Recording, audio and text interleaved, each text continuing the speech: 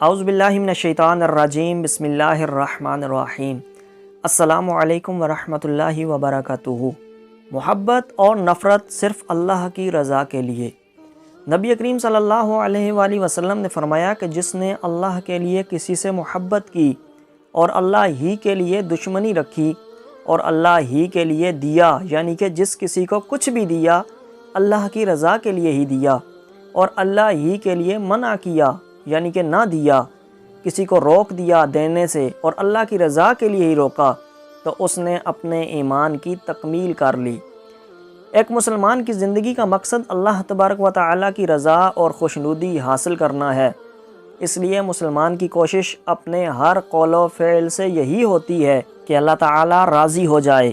آپ صلی اللہ علیہ وآلہ وسلم کے فرمان سے معلوم ہوا کہ اللہ تعالیٰ کی رضا کے لیے کام کرنے کی وجہ سے ایمان کامل ہوتا ہے، یعنی جس شخص نے اپنی حرکات و سکنات، اپنے جذبات اور احساسات اس طرح اللہ تعالیٰ کی مرضی کے تابع کر دیے کہ وہ جس سے تعلق جوڑتا ہے اللہ تعالیٰ کی رضا کے لیے ہی جوڑتا ہے، اور جس سے تعلق توڑتا ہے وہ بھی اللہ تعالیٰ کی رضا کے لیے ہی توڑتا ہے۔ جس کو کچھ دیتا ہے اللہ ہی کے لیے دیتا ہے، اور جس کو دینے سے ہاتھ روکتا ہے صرف اللہ تعالیٰ کی خوشنودی مقصود ہوتی ہے۔ جس شخص کی سوچ اور تفکرات اس قدر رضائے الہی کے تابع ہوں اسے اللہ تعالیٰ سے کامل تعلق اور کامل ایمان نصیب ہوتا ہے۔ عداوت یعنی دشمنی اور محبت اللہ ہی کے لیے کرنا ایسا عمل ہے جس سے انسان اللہ تعالیٰ کا محبوب بن جاتا ہے۔ جیسا کہ حضرت معاذ رضی اللہ تعالیٰ عنہ کی روایت ہے، میں نے رسول اللہ صلی اللہ علیہ وآلہ وسلم کو یہ فرماتے ہوئے سنا کہ اللہ تعالیٰ فرماتا ہے، جو لوگ میری رضا کے لیے آپس میں محبت کرتے ہیں ان کے لیے میری محبت واجب ہو جاتی ہے۔ ایسا کیوں ہے؟ اس لیے کہ حضرت ابو امامہ رضی اللہ تعالیٰ عنہ حضور نبی کریم رؤوف الرحیم صلی اللہ علیہ وآلہ وسلم کا ارشاد گرامی نقل فرماتے ہیں، جس بندے نے بھی اللہ تعالیٰ کے لیے کسی سے محبت کی اس نے دراصل اپنے رب کریم کی عظمت اور توقیر کی۔ جب عداوت اور محبت اللہ تعالیٰ کی رضا کے لیے ہو تو اللہ تعالیٰ کے ہاں اس کی قدر و منزلت کا اندازہ حضرت ابو ذر غفاری رضی اللہ تعالیٰ عنہ کی روایت سے کیا جا سکتا ہے۔ وہ حضور نبی کریم رؤوف الرحیم صلی اللہ علیہ وآلہ وسلم کا ارشاد نقل فرماتے ہوئے فرماتے ہیں کہ بندوں کے اعمال میں سے اللہ کو سب سے زیادہ پسند وہ محبت اور عداوت ہے جو اللہ تبارک و تعالیٰ کی رضا کے لیے ہو۔ اللہ کی رضا کے لیے مسلمان بھائی سے محبت کرنا اور رضائے الہی کے لیے اس سے ملاقات کرنا کتنا عظیم عمل ہے، اس کا اندازہ حضرت ابو ہریرہ رضی اللہ تعالیٰ عنہ کی اس روایت سے ہو سکتا ہے۔ آپ رضی اللہ تعالیٰ عنہ فرماتے ہیں کہ آقا دو جہاں سرور کائنات صلی اللہ علیہ وآلہ وسلم نے ارشاد فرمایا، ایک شخص اپنے بھائی سے ملاقات کے لیے چلا، اللہ تبارک و تعالیٰ کی طرف سے ایک فرشتہ اس کے راستے میں منتظر بنا کر بٹھا دیا گیا۔ جب وہ شخص اس جگہ سے گزرا تو فرشتے نے پوچھا کہ کہاں کا ارادہ ہے؟ اس شخص نے جواب دیا کہ میں اپنے ایک مسلمان بھائی کی ملاقات کے لیے جا رہا ہوں۔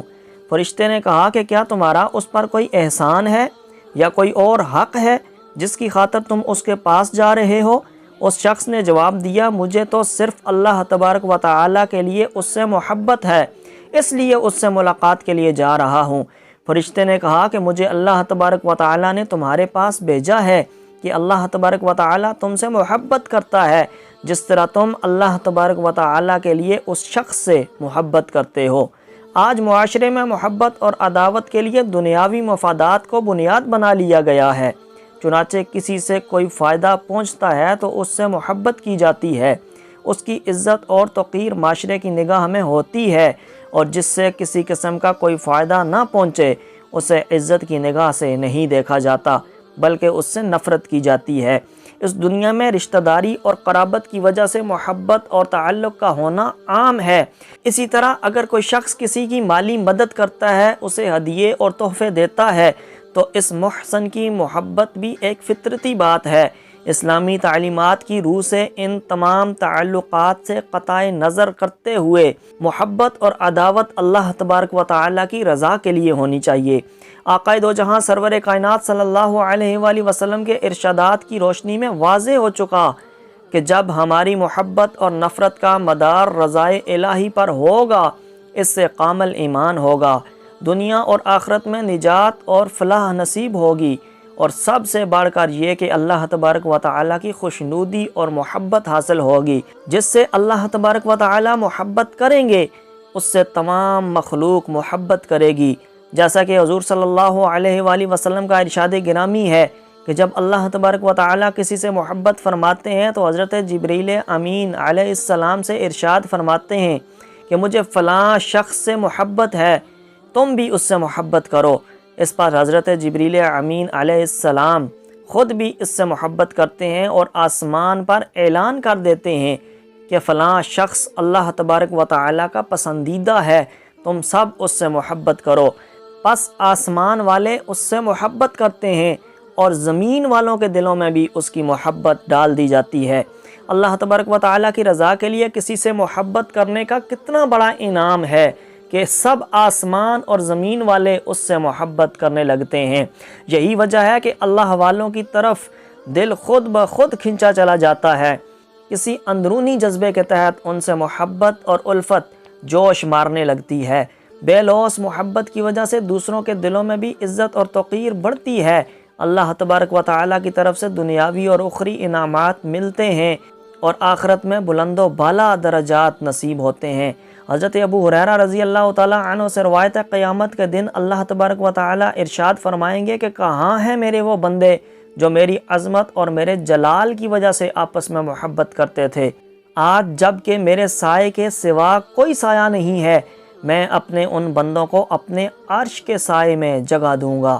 بے لوث محبت کرنے والوں کے بارے میں حضرت عمر فاروق رضی اللہ تعالیٰ عنہ سے روایت ہے کہ پس اللہ کی قسم ان کے چہرے قیامت کے دن نورانی ہوں گے اور وہ لوگ نور کے ممبروں پر ہوں گے۔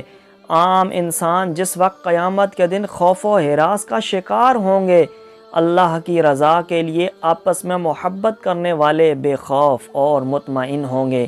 اللہ تبارک و تعالی ہمیں باہمی محبت اور عداوت اپنی رضا کی خاطر نصیب فرمائے۔ آمین ثم آمین۔